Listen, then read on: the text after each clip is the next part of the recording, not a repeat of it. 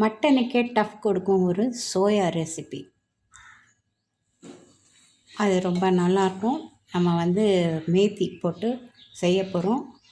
ரச சாதம், சாம்பார் சாதம், தயிர் சாதம், காரக்குழம்பு எல்லாத்துக்கும் சைட் டிஷ்ஷாக சாப்பிட ரொம்ப நல்லாயிருக்கும். வாங்க அது எப்படி செய்யலான்னு பார்க்கலாம்.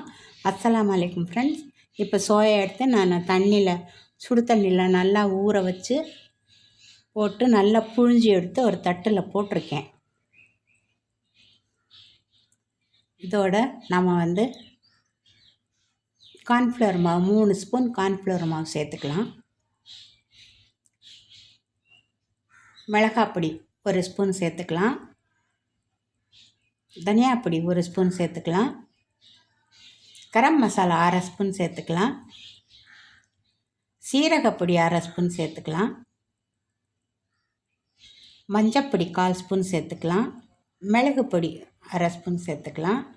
இது ஆம்ச்சூர் பொடி, அதாவது மாங்காய் பொடி, மாங்காய் வத்தல் பொடி. ரொம்ப ரொம்ப டேஸ்ட்டாக இருக்கும். இந்த மாதிரி டிஷ்ஷில் போடும்போது தேவையான அளவு உப்பு அதையும் சேர்த்து இதை நல்லா கலந்து விட்டு கொஞ்சம் கொஞ்சமாக தண்ணி ஊற்றி, ரொம்ப தண்ணி ஊற்றிடாதீங்க, ஒட்டாது இதில் மசாலா. அதனால் கொஞ்சம் கொஞ்சமாக தண்ணி ஊற்றி, தண்ணி தெளித்து இதை நல்லா நம்ம கலந்து விட்டுக்கலாம்.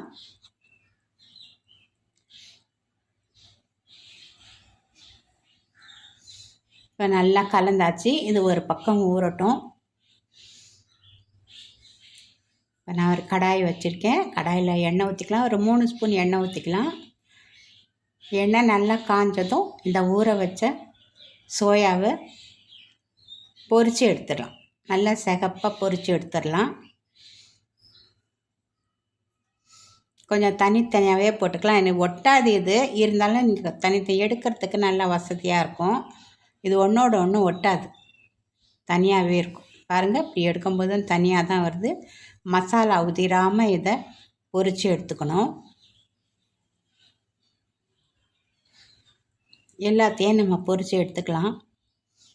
கொஞ்சம் கலர் மாறட்டும். பாருங்கள், நல்லா கலர் மாறி இருக்குது. இப்போ நம்ம இதை எடுத்துடலாம்.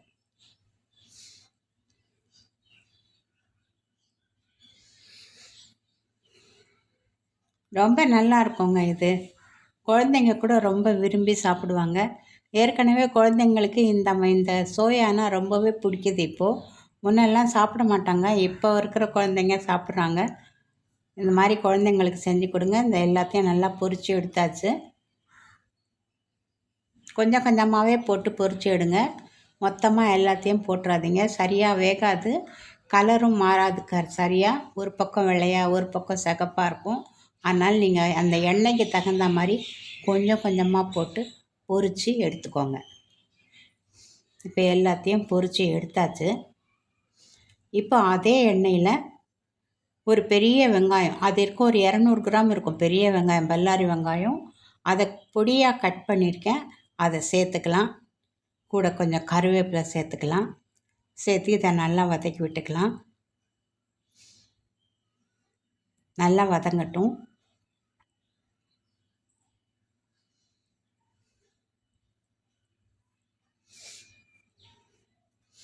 நல்லா கொஞ்சம் ப்ரௌன் கலராக வரட்டும். இப்போ இதில் 3 பச்சை மிளகாய் கீரி போட்டிருக்கேன். இஞ்சி பூண்டு பேஸ்ட், தேவையான அளவு இஞ்சி பூண்டு பேஸ்ட்டு போட்டு இது பச்சை வாசனை போகிற வரைக்கும் இதையும் நல்லா வறுத்து விட்டுக்கலாம். இப்போ பெரிய தக்காளி, அது கூட ஒரு 150 கிராம் இருக்கும் பெரிய தக்காளி. அந்த தக்காளியை பொடியாக நறுக்கியிருக்கேன், அதையும் போட்டுக்கலாம். போட்டு இதையும் நல்லா சேர்த்து நல்லா வதக்கி விட்டுக்கலாம்.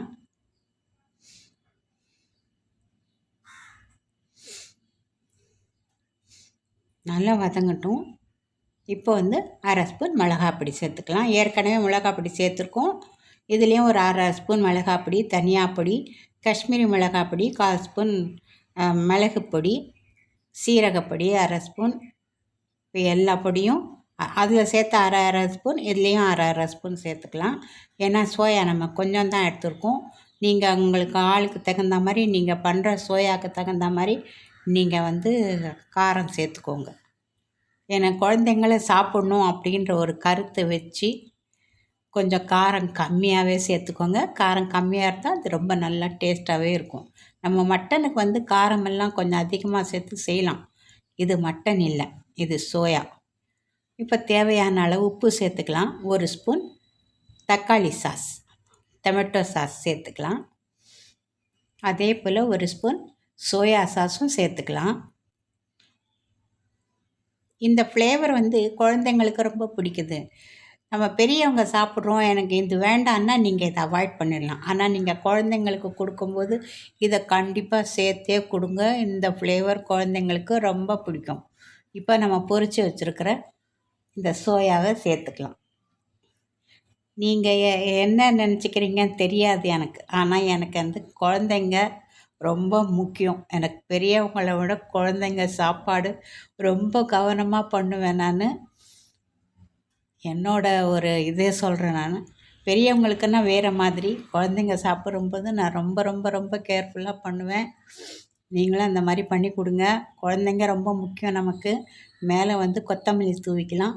அதுக்கு மேலே ஒரு 1½ ஸ்பூன் கசூரி மேத்தி. செம்ம வாசனையோடு செம்ம டேஸ்ட்டாக இருக்கும். கண்டிப்பாக இதை சேர்த்து செய்யுங்க. யாருக்குமே பிடிக்காதுன்னு சொல்ல முடியாது. இந்த மேத்தி, கஸ்தூரி மேத்தி அவ்வளோ நல்லாயிருக்கும். கண்டிப்பாக இது மாதிரி செஞ்சு கொடுங்க. நீங்களும் செஞ்சு எல்லாருக்குமே பிடிக்கும் இந்த டிஷ்ஷு. கண்டிப்பாக நீங்கள் நிறைய செஞ்சு நிறைய சாப்பிடுங்க. நிறைய ரிச் புரோட்டீன் வேறு இது. இந்த புரோட்டீன் சத்து இதில் ரொம்ப இருக்குது. அதனால் புரோட்டீன் நிறைய கிடைக்குதுன்றதுக்காக நீங்கள் நிறைய சாப்பிடக்கூடாது, அடிக்கடி சாப்பிடக்கூடாது. ஒரு வாரத்துக்கு ஒரு 3 நாள் எடுத்துக்கிட்டால் போதும். இப்போ தட்டில் போட்டு காட்டுறேன். ரொம்ப நல்லாயிருக்கும். பிடிச்சிருந்தா லைக் பண்ணுங்கள் ஃப்ரெண்ட்ஸ், கமெண்ட்ஸ் பண்ணுங்க, பெல் பட்டன் அழுத்தி சப்ஸ்கிரைப் பண்ணி சப்போர்ட் பண்ணுங்கள் ஃப்ரெண்ட்ஸ். நன்றி. அஸ்ஸலாமு அலைக்கும்.